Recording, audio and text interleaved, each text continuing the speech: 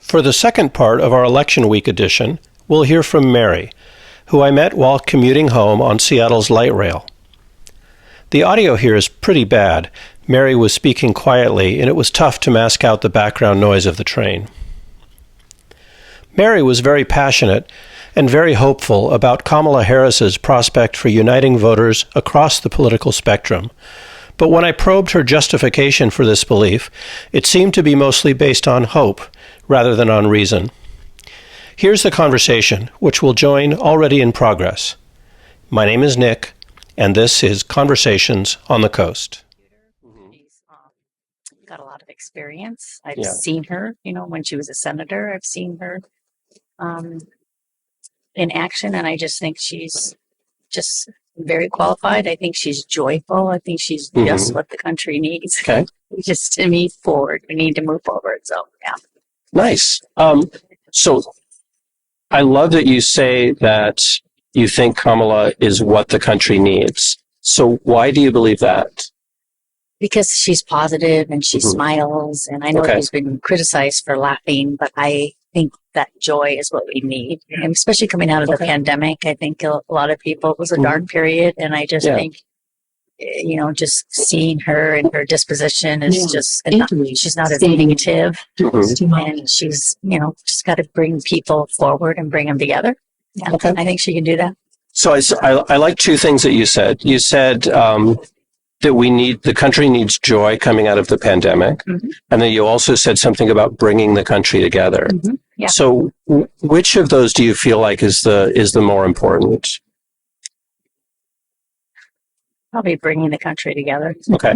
Yeah. And why do you think that's an important thing and that Kamala can do that? Well, it's just kind of amazing to me that, it's so close right now. It's like 50-50. Sure. And it's shocking to me, especially since one of the candidates, started an insurrection and almost overthrew our democracy. So it's just shocking that people have just kind of minimized that, and it's not a big deal for them. And they're saying, well, it's my pocketbook. So they're just kind of going with their pocketbook instead of our democracy and our country. And I don't know, I went to Hungary last year. I've been to some countries that are kind of losing their democracy. And I just don't think I think a lot of people don't take civics anymore, and they just don't understand the importance of living in a democracy. And I think they've taken it for granted. And I think, it's just shocking to me that they would be more concerned with getting extra money in their pocket, which that also astounds me when I hear that, because it's usually people that are in lower income level, and they think that he will give them more money when he has never done that in his whole life. Right. So I just don't get why they think they're going to get more money if he's president. So it makes no sense to me, but I don't know. I just like people to get more engaged, find out more about what's going on, and vote. Because I think 80 million people didn't vote in the last election. So just need to get people out there. Yeah. So you mentioned several things in that last statement, and you had started out by saying that Kamala would bring people together. We were talking about why that was important, and now you're talking about voting and engagement. How do you connect bringing people together? And I assume you're talking about people on kind of both sides of the political divide. With engagement. Well, I think a lot of people just kind of tune out and don't really pay attention to what's going on. So I'm thinking if maybe people, like I said, if we talk more civics in our schools and kind of educated our children to be more involved in, the running of our country and how it works, I just think that would help bring more people together and understand. So I think a lot of people just don't understand the importance of it. So. All right. So you think that it's more of an educational problem, that if more people were educated, they would believe the same things? Well, I think that they would know how important our democracy and living in it, and how fragile it can be. I think they would understand that more. I think people just think it could never happen here. Right. And that people are overreacting. And, what happened on January 6th was serious. I mean, it could have been a lot worse. We were actually kind of lucky. So I just I just feel like if people, but I get it. We went through a pandemic. People are focused on just, I get people just have to live day by day. They're just working and taking care of their kids. But I just feel like I remember when I was younger working and had 2 kids, and my dad would call me and he'd talk about, like, did you hear what happened? And I'm like, no, Dad, I did not hear. And he'd say, don't you even read the newspaper? Don't you watch the news? And I'm like, when am I going to do that, Dad? I worked all day. Now I've got kids. I got homework. So I think I'm turning into my dad. Yeah. Yeah. So I understand that people don't have time to do it, but it's just, although it's so much easier now because it's all on your phones. I mean, back when I had kids, you just read the newspaper or you could watch the news. But now it gets pushed at you. So, it is a little bit easier to kind of stay engaged and know what's going on. But I'm just hoping. I just want to have faith in people. So why is believing in education and engagement, why is that a good reason to believe that Kamala will bring things together? That's what I'm trying to link together here. Yeah. Well, I guess because she's not so toxic. She's not about denigrating the other side. She's trying to reach out. I mean, I think she's trying to reach out to them. She's trying to include everybody. She's trying to come up with policies that are good for everybody. She's trying to make it an even playing field because, in the last, 20, 30 years, I mean, income inequality, it's really taking off. I mean, I'm a CPA, so I'm a finance person. So I know what people make. I know what's gone on in the last 20 years. And I just think, the tax cuts that Trump did, I mean, I just saw, the executives get richer, and it wasn't, they said it's going to trickle down to, I did not see that. Sure. No one got bigger raises. No one got bigger bonuses. Just the executives made more money. So, I mean, I see that just because I'm a CPA. I see that in my business. And so I don't know. I'm just hoping, I think she sees that. I think she's trying to find ways to, there's enough, like I said, rising tides lifts all boats. There's just enough for everybody. And just because you have some doesn't mean it came from that person. I think there's enough for everybody. And we've just got to start thinking like that. Just because, maybe you got to pay a little more, or just because this person got, something or a subsidy or a child tax credit doesn't mean you got less. There's enough for all of us to live a good life here. So can we bring that back to Kamala and bringing people together? Yeah. Like, I hear you saying a lot of good things about, her as a candidate. Why does that mean that she's going to bring people together? Well, I just think her demeanor, what she said. I watched the Democratic convention. I mean, she was reaching out to everybody. She had Republicans on there that were supporting her. She's just got a big tent. I mean, she's got every, if you looked at the Democratic convention compared to the Republican convention, there was a completely different look there. So there's a tone difference. Oh, now, if you talk to some of those people at the Republican convention, what do you think that they would say? If you were talking face to face with someone there? I think a lot of them, like I said, they want to go backwards. They want it the way it used to be in the 60s and 70s. A lot of them, they want to go back. I'm speaking from my father. He's passed away, but he was a diehard Democrat, but he was a Trumper. And I just think it's because he saw the way, we were changing, and there was a lot of people from other cultures coming into our country, and it wasn't as white as it was. And I think he was like, I want to get it back to the way that it used to be. Yeah. So if you see these two sides with such different values, why do you believe that this candidate can bring those together? Well, I don't know if any candidate can bring it together, but she sure can do a better job than Donald Trump. She's going to try. I mean, she's trying to come up with policies that will help everyone. You know, she's trying to come up with child care tax credit. She's trying to come up with, you know, I mean, I'd love if she could do universal health care, but I don't think she'd ever, I mean, but she's trying. She wants to get there. She wants to get there. Is it possible for someone to very earnestly try something and not be successful?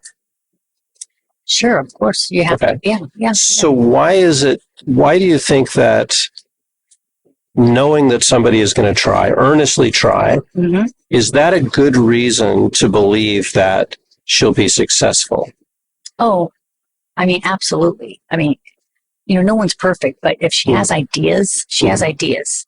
And if some of them don't work, then some of them don't work. But it's better than just doing nothing. So she's coming up with good policy. I mean, I mean, Biden had good policy. I mean, he passed a lot of legislation that was really good for the country. And it's kind of funny because, you know, if like I say, if you go outside of the United States, I mean, we are doing so well compared to everybody else. In February, I went down to Argentina, 200% inflation.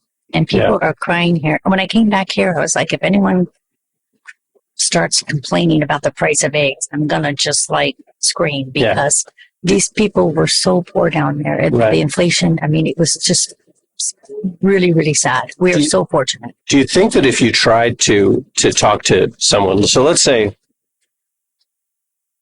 Al here, let's say is a Republican voter. You can tell he's not from here. He's a recent arrival. Yes. Al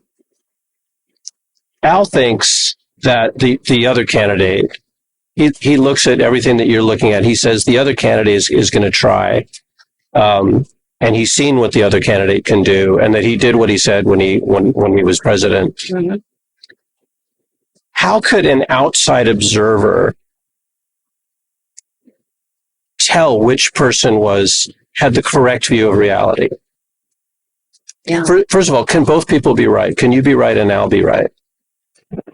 On certain things, not on totality, but on you might be able to find a couple of little things that maybe you did right. So how can somebody who's a disinterested observer talk to Al, talk to you? How can they figure out which position is right? Well, I guess by educating themselves. I mean, Donald Trump has a so there's a lot about you can know him. He had 4 years of office. You can see what he did. He's a convicted sexual molester. I mean, he's got a track record. You even had him on tape saying he's he's on tape. So if you're okay with that. So I mean, that character. We can take away the hypothetical out. Yeah. I interviewed somebody recently who was a MAGA Republican Trump supporter, and he said all the things that you're saying about his candidate. He said all the things that you're saying about Trump. He said about Kamala. She's a convicted. No, not that. I'm getting too literal. But in terms of positive versus negative. So what I'm wondering is if you look at what you think are all the facts and you come up with this clear position that Kamala is the better candidate, and this other guy looks at all the facts and comes up with a clear position that Trump is the better candidate, clearly people are looking at facts and coming up with different conclusions. And so, since I'm looking at, people's epistemology and how they decide what's true, it's a struggle for me to understand, like, if I make myself neutral. And just to be clear, I mean, I'm definitely voting for Kamala. But if I take a neutral stance and I stand back and look, I don't know how, if I'm just talking with you and I'm talking with this other guy, I don't know how I can differentiate. So in terms of your belief and the things that support your belief, I'm wondering whether that method that you're using to figure out what's true, is that the best method? And are there better methods that we can use to kind of figure things out? Well, I mean, some things like I heard him say grab by the pussies with my own ears. I saw the insurrection on TV with my own eyes. Right. I, on the immigration, they came up with a comprehensive immigration bill. I saw the gentleman from, was it Oklahoma? I forget. He was a Republican, very conservative. I saw him interview. I saw him he said, we came up with the plan, but it was too political. They didn't want it. So I saw someone say that, like they had a plan, they worked it out. It could have solved a lot of our problems. And it was like, nope, we're not going to pass it because we don't want to get Biden something. So I heard them, he said it. Even in the State of the Union, Biden brought it up and he went, that's true. They show him he went, that's true. So some things I see with my own eyes, I hear, and I know some people say I don't like him. I don't like what he's done, but we need a strong person. And I just don't think that's a strong person. I think that's a flawed person. Yeah. But I also think he's not the same man as he was 4 years ago. If you listen to him talk, I think he's coming across a little bit off his rockers. So I hear him talk and he makes no sense when he talks about sharks and batteries and just word salad. So I get, Biden gave me a heart attack too when he talked. Love the man, but I had a heart attack when he talked. And now this guy, it's kind of exposing him because I think he's too old for it. He's too old. So even if you like all those policies, you have to admit he's not the same as he was 4 years ago. I mean, I would think you'd have to see that with your own eyes and hear that with your own eyes. So, but when we talk to candidates on the other side of the divide, they're looking at all the same things and they're still coming away with a different conclusion. Yeah. Well, I think so how are we making these decisions and coming to these beliefs? Yeah. And is it really looking at the facts, or is it something else that's at play there? What I've always kind of thought it was. I always thought it was, when he first started 10 years ago. I mean, he just says the same thing over and over again. And I actually think, and the media was covering him like crazy. All of his conventions, or all of his, the first term they were covering all of those. And I just think he just keeps saying the same. He's very good at saying the same thing over and over. And I think people who just are not able to just kind of disseminate and read, I think they just kind of hear that. And I do think eventually they just start believing it. And I really do. I really think there's something to him saying things over and over and over, and people start going, maybe. Yeah. I need to get off here. Yeah. Mary, it's been a pleasure. Thanks for having a chat. Okay. All right. Have a great day. You've been listening to Conversations on the Coast, a series from Washington State featuring civil conversations using street epistemology to explore what people believe and why. Find out more at streetepistemology.com.